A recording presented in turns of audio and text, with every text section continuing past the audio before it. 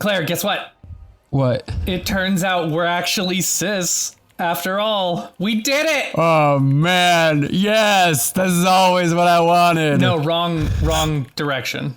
Oh, sorry. I didn't know. I got confused. Yeah. I didn't know what to do. Incoming broadcast. You're listening to .fm.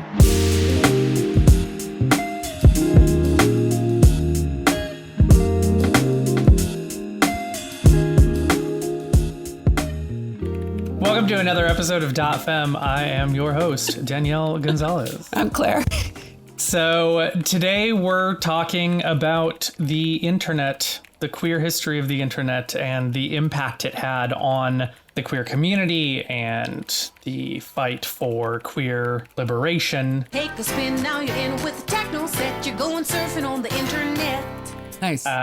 Long before the modern digital safe spaces of Tumblr. Yeah. The early internet, I think, really kind of almost silently, almost secretly became one of the most important tools for survival that the community had, where, people could find common language and each other and, themselves. I was literally just talking to my fiance last night about how video games are so queer. There are so many gay people who play online games, and I freaking love it. It's amazing. Yeah. And yes, I absolutely 100% agree with you. It's so important. Yeah. As a history podcast, there are certain topics that are kind of impossible to talk about without considering the internet and, just the impact of digital media, and the queer community is one of those things. I think the internet was so important to how the queer community developed that it's impossible to talk about without the internet. So there's a fantastic book that I highly recommend folks read if you're interested in more about this, because it goes into way more detail than we're going to today. Wait, it's called what? The Two Revolutions. Nice. By Avery Dame Griff. And in fact, I actually got to sit down with Professor Dr. Avery Dame Griff this morning, and he makes a very good point that the modern queer community would not exist, for better or worse, without the internet. That soundbite is, we do not get to the contemporary LGBTQ moment and movement, particularly the trans movement, without the internet. The internet enables so much information sharing, the possibility of diffuse political organizing, the possibility of even more rapid communication. We don't get that without the internet. There are good parts about that, but there are also not great parts about that. The internet enabled great visibility as one thing, but that visibility also comes with increased surveillance and risk. It's sort of the trapdoor of visibility, of a belief that visibility is always great, but when you're always visible, you are then hyper visible and can always be surveilled. So yeah, it's we can't get here without it. I remember in the episodes about the AIDS crisis, we were talking a little bit about how there were all these individual groups that were all kind of fighting for one another. And then it just got worse and worse and worse and worse until they were forced to come together. Exactly. Prior to the internet in the 60s and 70s, most queer community groups were hyper local. They were disjointed. They, connected to each other through things like in-print newsletters or a phone hotline. But those came with their own risks. I mean, newsletters themselves were just expensive to produce, not just in terms of or money for paper and printing equipment, which was expensive, but also just in the man hours to put that stuff together. An estimated 100 to 250 hours to produce a single issue of a newsletter. And that was all being done by volunteers, in their free time, usually one person. So it was a lot of work. Also, there was a lot of chance of being outed. It was kind of risky because, mail that newsletter could be received or opened by another recipient if it goes to the wrong address, your neighbor, or if your wife or kids open that all the time at my company. Yeah. So, and phone hotlines were kind of unreliable. I mean, again, those were also volunteer based.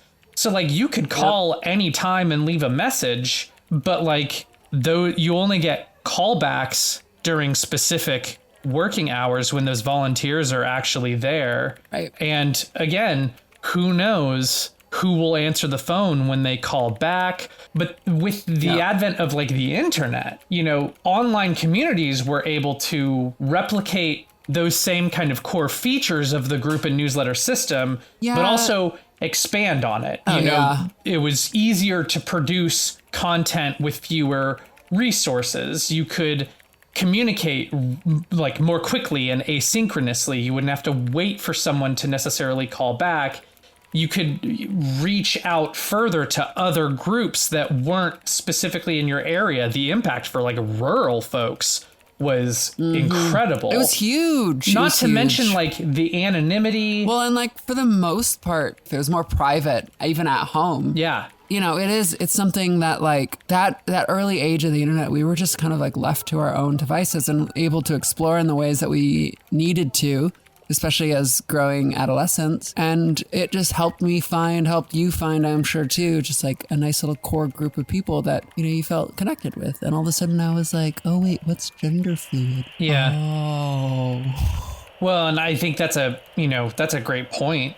Talking like gender fluid and everything, like talking about some of the specific benefits that the internet enabled or made possible for the community. Yeah. You know, one of them was just like the creation of a unified language. You know, early on in queer spaces, different small communities and groups had a bunch of different like terms that they would use to describe themselves. Labels were so important. They still are, but and for oftentimes different like the different terms would mean the same thing but be used differently, right? You know, so the internet was one way that we were able to sort of like synchronize how we talked about each other. Yeah. I remember early on when I was first getting on the internet, seeing like how the term transgender was being used very differently than like transsexual or transvestite and crossdresser, you know, and not everyone was using those terms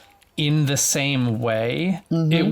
It was really important, especially for like to enable like national organizing and to enable, you know, local groups to come together into a national movement. It was important that everyone be kind of speaking on the same thing, be on the same page. I have an actual like direct correlation to this because the medical community calls what we do gender affirming voice, but the colloquialism in the community is trans voice. Like every trans person who's transitioned, you know, describes it as I'm doing trans voice training. I'm, you know, like I hardly ever hear someone say I'm doing gender affirming voice training.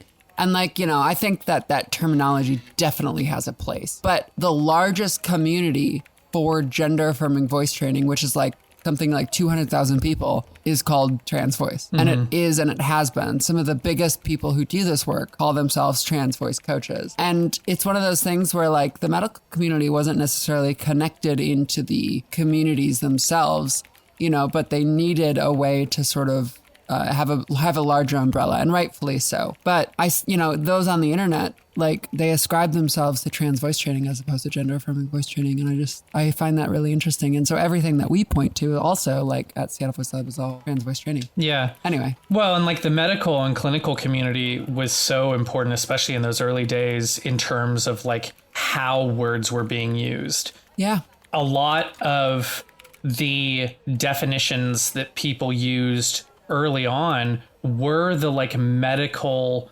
definitions, not the modern ones that we use today. You know, for example, on Usenet news boards in like the 80s and 90s, what at the time was called the gender community, but what we would today call the trans community, usually broke themselves down into two different types.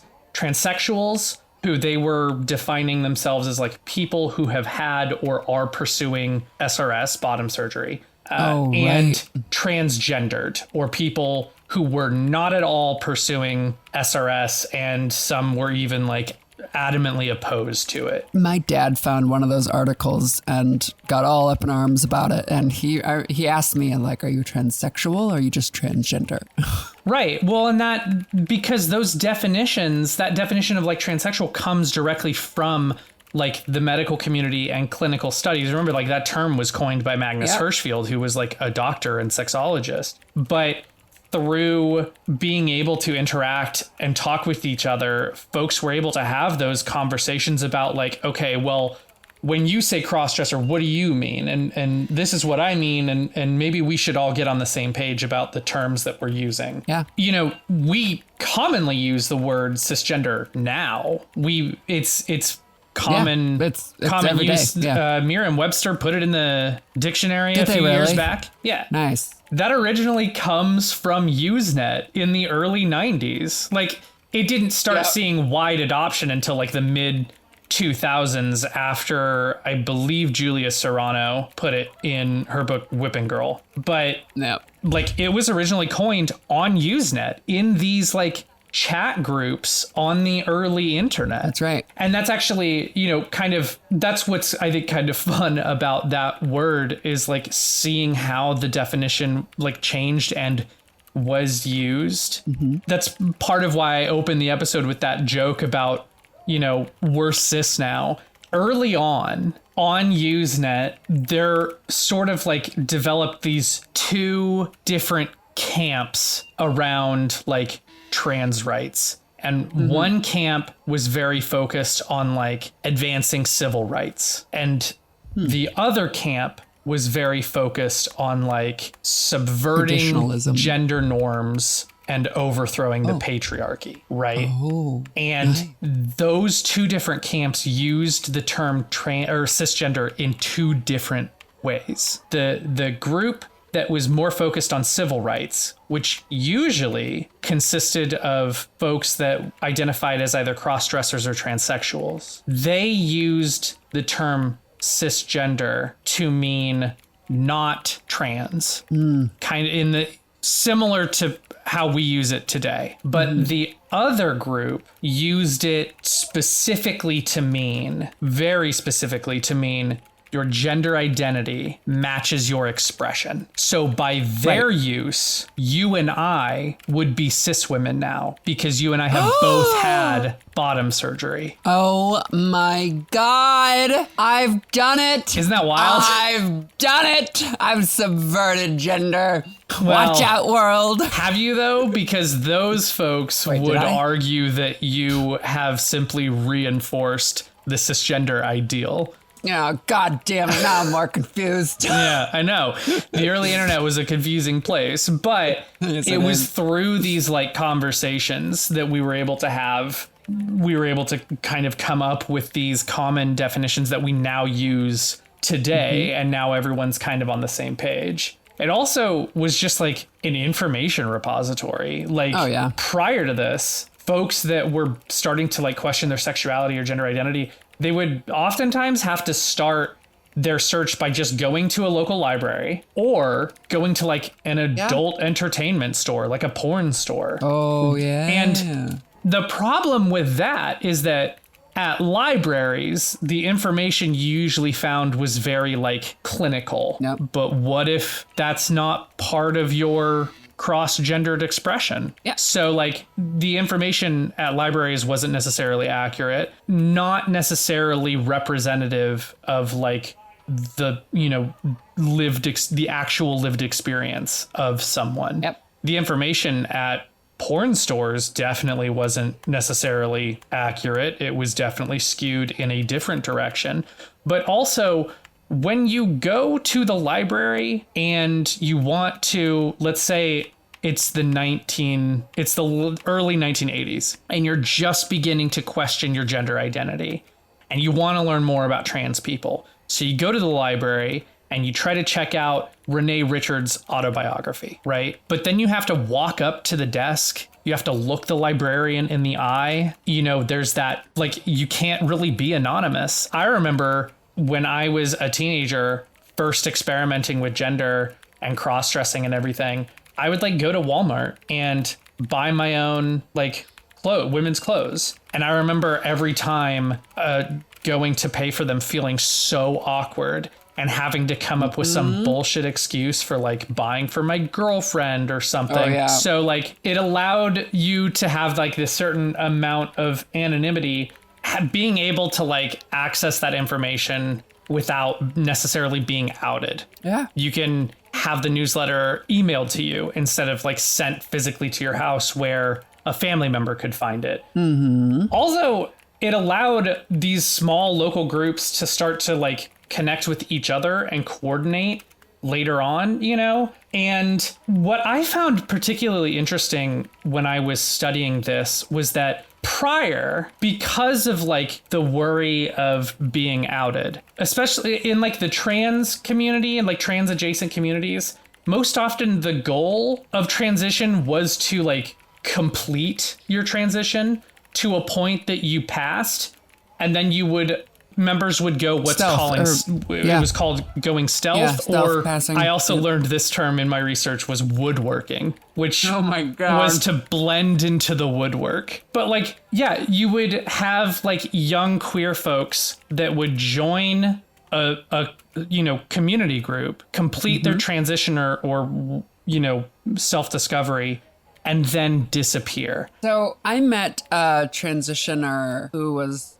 stealth for 30 years. She's a public school teacher. And she invited me to have dinner with her. Well, I guess it was like a decade ago. She was so sweet. And she was living with another disabled trans woman who was, transitioned like in the 60s or something. And they were both stealth. They really, really needed to be stealth, not just for their own like safety, because if they were found out, they would have been fired at that time, public school teachers, but also like because they were stealth for so long, it was as if like there was no other option for them either. Like the idea of being out was so foreign that it was really difficult for them to even consider the fact that being out was a thing. And so the reason that I kind of like think about them from time to time is because when she came down, or when I went down to meet her, there was a brief moment where she came out to her community.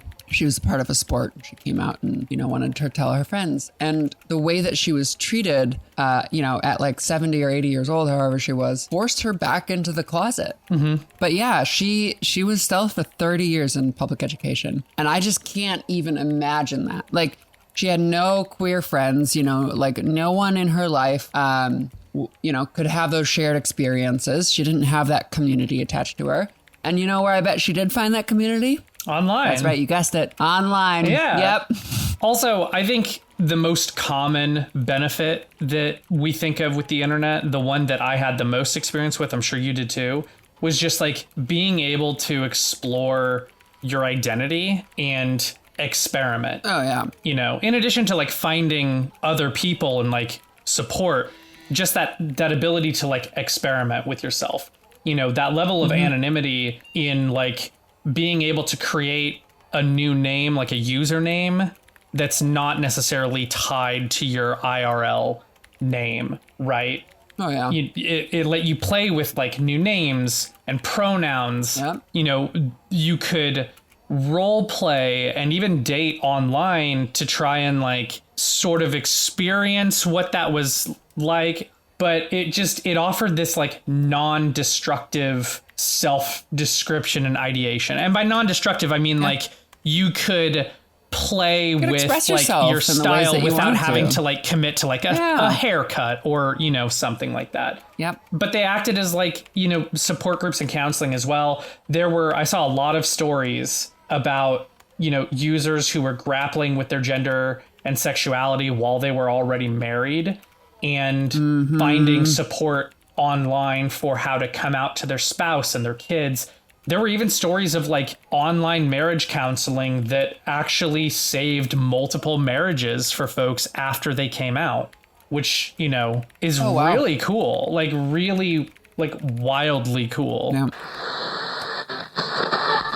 This episode is funded by our Patreon. Yeah, only because the Illuminati won't return my emails. Help us thrive without money from corporate overlords. Patreon.com/.fem. That's patreon.com/DOTFEMME. You think I should send them another one? Hit the send button again, Danny. Try one more time. Reacquiring signal.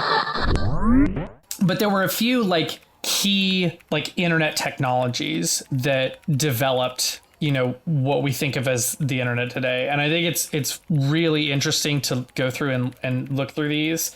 So like really early on, you had like bulletin board systems or BBSs and Usenet. And a BBS was run on a centralized server that allowed people to dial into it with their phone line and a modem to connect via a terminal or command line interface to access things like forums, chat rooms. Some had games.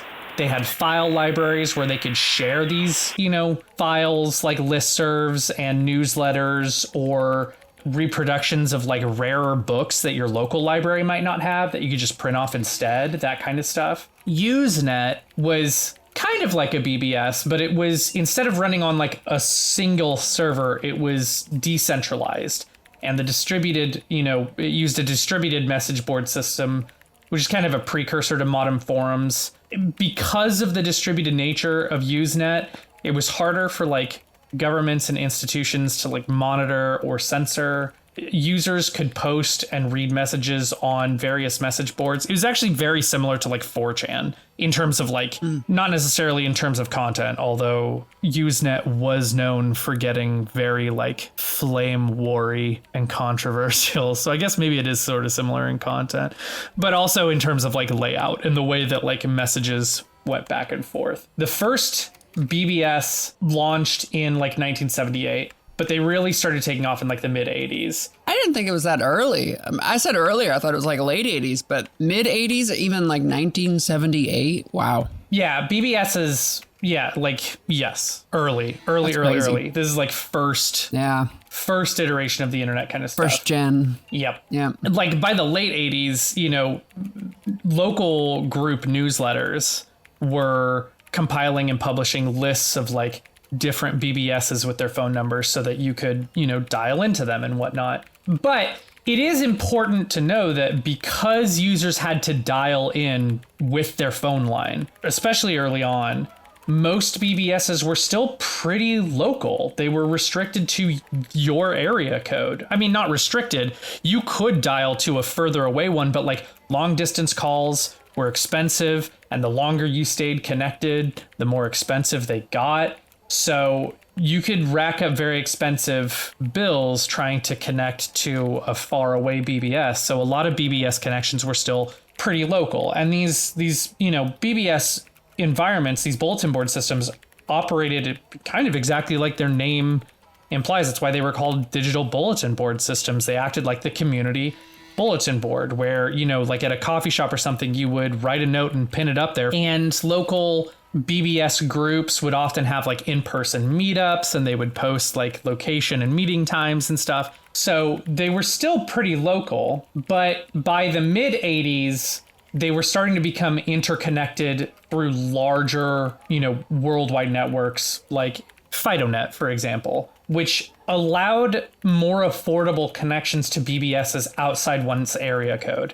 And that becomes really important for like rural users who don't live in like a major city like Seattle or San Francisco or New York. They're able to start accessing this information in their small town where there might not be an in-person meetup group that they can find. The first bulletin board system that was specifically for like the gender community, you know, the trans community, went live on New Year's Day, 1984. It was called GenderNet. GenderNet was sponsored by the Gateway Gender Alliance, which was a trans community organization. Specifically, they were called a TSTV, or Transsexual Transvestite Community Organization in San Francisco, California. Nice. Sounds like my kind of place. Yeah. And while GenderNet didn't offer like a direct mail function, they did have a digital version of their correspondence directory as well as their newsletter. And, you know, that included regular advice columns like they had in their print version. that were written in like the Dear Abby format. So you could, post a question to the advice column on the BBS, and then like the following issue, see the response kind of thing. So anyone could connect to these BBSs and they could like read the content for free. But usually only members could post messages and contribute content to GenderNet, because they implemented a member fee to help cover the operating costs of like keeping the server live and everything. That makes sense. GenderNet didn't last forever. Darn. It only lasted a couple years, but it became very popular. I mean, by August 31st, 1985, GenderNet had been dialed into over 3,000 times. Wow. And then an additional like 400 connections over the following 2 weeks. That's crazy. Wow. Yeah, GenderNet went offline in 1986 when the GGA kind of dissolved, but it was this successful proof of concept that inspired a bunch of other similar queer BBSs to pop up over the 80s. Some of my favorites are Feminet from Monterey Bay, California. There was Passing Fancy in Alexandria, Virginia. Puss in Boots from Grand Prairie, Texas. And those were like trans-specific BBSs, but they were not the only, there were queer, just like general queer BBSs too, which were especially important during the AIDS crisis. These online bulletin board systems became crucial information hubs, especially for like smaller rural communities that didn't have access to specialized healthcare resources and like sophisticated hospitals.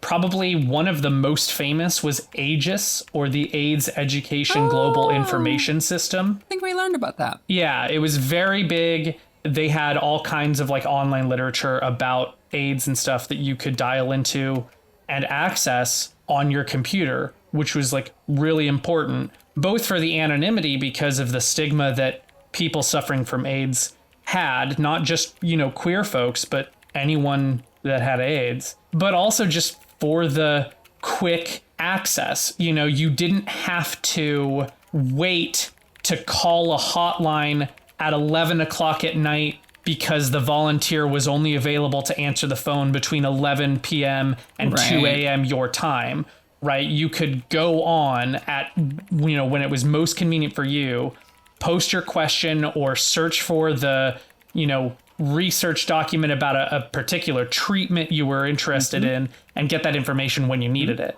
And then in the early 1990s to the late 90s, we see these like kind of closed corporate ecosystems. Dr. Dame Griff calls them walled gardens in his book, and I feel like that's it's a good term for it. But you've got mail. We're talking about things like America Online or AOL and CompuServe Infosystems or CIS, which is so funny to me. And CIS. It amuses me. But they consisted of like these specialized user created chat rooms and instant messengers.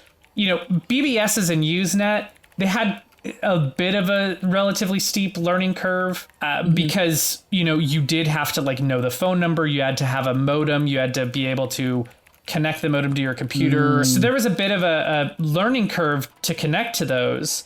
So these, corporate systems, these walled gardens, they simplified things to being plug and play. I remember AOL's tagline, so simple, no wonder it's America's number one choice to get online. Like, so the internet was starting to come into people's homes and expanding to not just folks that like had access to the internet on their work computer because they worked in like the computer industry, or they worked at a university, or they worked at like a financial firm that had access to the internet. Now it was like you could bring it into the house. These walled gardens, they had a bundle of different services like email, chat forums, instant messaging, all usually for like a flat usage fee. Do you remember the discs that AOL, like, there was a massive advertising campaign by AOL in like the late 90s.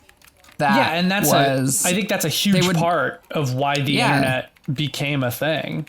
It was a combination of like that massive, push of like, here's a free AOL online trial CD. Right. But also, you know, the computer was starting to publicly shift from this like professional business tool to like the personal computer, right? Like a thing that you can use at home. You know, your kids can use it for like homework and learning, and you can use it for like finding recipes and that kind of, you know, all of that kind of combined together in the early 90s to make the computer a ubiquitous home tool and connecting to the internet like a more common thing. When did you get your first computer? Do you remember it? I remember we had an old, I don't remember what, I mean, the operating system I'm pretty sure was MS-DOS. Wow. So it had to have been like like an IBM or something. But it was a text-based machine with a dot matrix printer. It was not connected to the internet. And I think my dad used it. I think we had Windows 95. I think my parents bought the 95. I remember when we got our first Windows 98 machine. And that one, we did connect to the internet with America Online. So yeah, I do remember that. These walled gardens, some of them had exclusive features. For instance, CompuServe boasted access to like exclusive publications that were only available on CompuServe. AOL had like community chat rooms that you could only access on AOL. On CompuServe, there was a human sexuality forum. Whoa. That had like a gay and lesbian channel. And there was one channel called Genderline that was actually overseen by a well-known sexologist and ally named Roger Peo. And Genderline quickly became like one of the most popular channels in the human sexuality forum. But the issue that some of these walled gardens were starting to run into was that their whole marketing scheme about, you know, being family friendly and so simple that anyone can connect to it was kind of a double-edged sword. One, yes, it was great that it brought the internet and computer access into average homes. So now you didn't have to be specifically a cross-dresser in finance to be able to like find like-minded people. Darn. You could be anyone. But again, that did start to make people wonder like, well, could like a 9-year-old just start finding like a forum where people are talking about like gay sex? I mean, I think we have other things to worry about with 9-year-olds nowadays. But anyway. Nowadays. But like back then, you know, like these walled gardens like AOL and CompuServe started to moderate these chat channels. And so a lot of times you would see these channels like Genderline becoming frequently removed or privated by platforms. Oh, yeah. You know, and so the community started to develop this sophisticated language of like code and euphemisms. Really? You know, to try and avoid being removed. And that was really only a temporary solution. There needed to be a more permanent solution. And by 1994, trans and queer users of AOL successfully lobbied the company to change their terms of service What? to reclassify what AOL called gender community terms like transsexual, transvestite, and crossdresser to no longer be considered vulgar or inherently sexual. Well, yeah, there were medical definitions. Like, it's insane. Right, but they were seen as like, you know, that's a term that is synonymous with like porn or, you know, graphic depiction. And it was like, as one user describes it in The Two Revolutions, anyone that actually connected to one of these crossdresser forums would think it was just a group of girls who had just gotten home from shopping. Yeah. Like, there was nothing particularly explicit happening, but because of the common public perception, they needed to have these moderated. Okay. But by like 1995, queer users were AOL's most consistent users. Of course. The gay and lesbian community forum channel on AOL logged 1.8 million hits per month on average. Damn. It was pretty big. Like they started these groups like CompuServe and AOL started like actively considering the needs of queer users as part of their user base and marketing plans. Now, initially, these walled garden platforms, they didn't have access to like the wider internet. They were these closed corporate ecosystems. Yeah. But as the World Wide Web was starting to, really come into its own, and other competing internet service providers began popping up, these companies started to transition into being internet service providers themselves. That's right. Which gave them access to like hosted websites and home pages, which were really important as a form of like self-expression, because now you had like a permanent home on the internet that you could decorate how you wanted, and you could put like curated images or like essays you read that you really liked and wanted to save somewhere. You could put them on your website, stuff like that. Yeah, you had a blogger. Right. Blogger. And as these websites on the World Wide Web were becoming more graphical, the first graphic web browser, Mosaic, followed by Internet Explorer and Netscape Navigator, allowed people to start, hosting images in a permanent, always on location. Remember, this is also like still like the mid 1990s. The AIDS crisis is still going on. There's a rash of violence against queer folks, especially like trans women, something that continues today.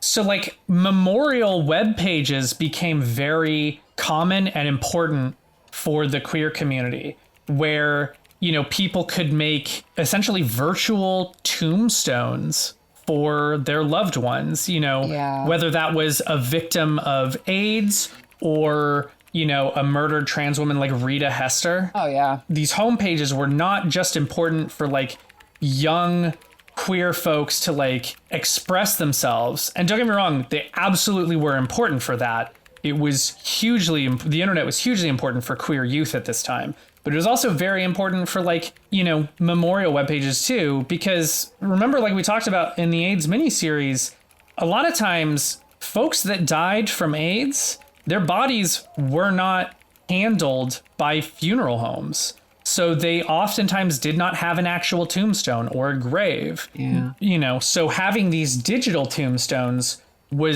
it gave like survivors these moments of closure and a place where they could come back to remember their loved ones. Websites also became hugely important just for like community organizations and like nonprofits and outreach groups. Yeah. Websites offered this sort of always on one-stop shop location for information and outreach and whatnot that had like little setup cost and not a ton of maintenance. Newsletters got expensive in terms of like material cost and man hours, but also like community groups would have their own like private library collections of like books and, self-help documents and stuff that would, get checked out and passed around and replicated, but they take up physical room, and someone would have to like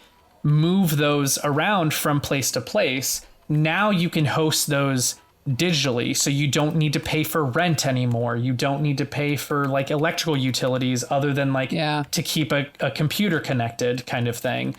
Unlike a BBS where you had to have your own server set up, there were web hosting companies like GeoCities where like you could set that up. So like you would pay a web hosting fee, but you didn't have to like pay, the electrical bill for a room that had a physical computer in it that needed to always be accessible. Right. So it made it more affordable for like nonprofits and outreach groups and community like support group organizations to have their resources, accessible in a way that like anyone could get at any time. Yep. Game changing for the community. And then, you start to get into like the modern platforms like... Oh, you mean like the downfall of the internet? Yeah. I mean, and for all of its good and bad, I mean, there was plenty of good that came out of it. Like the early algorithmic visibility of like Google and search engines made it even easier for folks to find information. You could just Google like gender and start to find resources. You didn't have to like figure out, okay, I need to find a cross-dresser group's newsletter to find a list of numbers for BBSs that I can dial into to get more information. You don't have to ask that judgmental Jeeves guy anymore. Right. Now I can just go on Google and find it. Or like, do you remember, they don't have it anymore, but do you remember when Google used to have that like people also ask section? Yeah, definitely. There were a ton of users that found early forums that way. That was how I found those early cross-dressing forums. I had an account on Susan's Place. Oh, I remember Susan's Place. Yeah, and it still exists today. God. It does? Oh my God. They're like one of the oldest forums. But like I found them by searching, I think I searched like cross-dressing or something on Google, or maybe it was Yahoo at the time. One of those early search engines, I Googled like cross-dressing. And in the like people also search for, or people also ask section popped up Susan's Place. And that's how I found it. And I started to find a little bit more information there. Now, a lot of those, you know, older forums like Susan's Place were geared towards older folks that had been connected to this digital community since like the 80s. Yep. And so like the language they used, their experiences, it didn't quite match what I was feeling. So it wasn't, you know, the perfect fit. But it did help me feel slightly less alone. Yeah. I think what was more impactful for me personally were AOL Instant Messaging and World of Warcraft. And World of Warcraft was way more important in terms of like my development as like a queer, you know, and trans woman. Because in World of Warcraft, I started playing on a roleplay server because I really like the, you know, it's like the D&D aspect of World of Warcraft that not everyone likes, and that's totally fine. Some people just like to log in, cast spells, hit numbers, but I really liked diving into the world and like role playing as if I was like actually walking through the city of Stormwind and whatnot. Yeah. And in that way, I was able to sort of like explore my identity as feminine, because I played a female night elf druid. So like the people I interacted with, like they knew me as, you know, a girl, as Dany.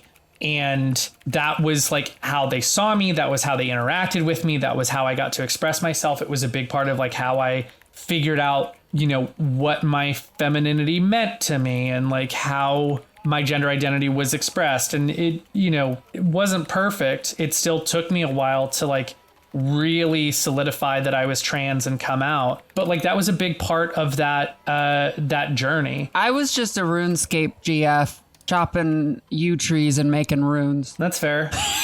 You always did enjoy the more domestic, high femme lifestyle. Oh, get out of leave. You're out of here. Yeah. Get out. Anyway, but I had a YouTube channel that I posted to the subreddits all the time. I was pretty active for like a hot minute because like that was right before I came out publicly. And a lot of the cross-dressing subreddits were like giving me a lot of confidence that I was sorely needing because my mom didn't let me have friends as when I was a kid. So, you know, it was like, yeah, it was really important for me. And I was able to find some community there. But like, I think like, the internet's always kind of been a place for me to like find, you know, community and whatnot. I mean, YouTube was really, really big. Like YouTube was huge for me because I was able to find like, I watched a ton of people in big cities. Like I watched a bunch of vloggers from New York, from California. And like, I got to see, you know, a more liberal view on life. And like, while the people that I watched weren't necessarily gay or queer themselves, like, you know, there was a much more broader like acceptance that they showed. The people that they had hung out with, you know, may have been like queer creators or something. And like, it just gave me a broader perspective over how the rest of the world lives as opposed to my little farm country where, you know, everybody has to conform to their heteronormative standards. And so YouTube was really big for me and like coming out as well as Reddit. But it was so big that like, you know, I kind of became a YouTuber in my own way because I wanted to be that person for other people. It's been great. Anyway, but that's the internet. Well, If you like this episode, let us know. If you're listening on YouTube, leave a like, subscribe, drop a comment. If you're listening on Spotify, you can leave a comment there too. We definitely want to know what you thought of the episode, because this episode does sort of touch on things that people have memories of now. If you remember using a bulletin board system or like one of these early forums or something and want to share your story, let us know. We'd love to hear about it. So you can find more episodes wherever you get your podcasts or directly on our website at .fempodcast.com. If you really enjoy queer history and want to help preserve these stories, you can support us financially by going over and supporting us on our Patreon at patreon.com/.fem, DOTFEMME, where you can also get extra content like our movie commentary series, MST3 Gay, that we started. So if you have suggestions for other queer histories that you'd like us to cover, please let us know. You can send us an email on our website. You can send us real life paper mail directly to our P.O. box. The address for that is on our website also. We love hearing about your local queer history stories, especially stuff that we would not otherwise know about. With that, See you next time. I'm Claire. See you. catch you later.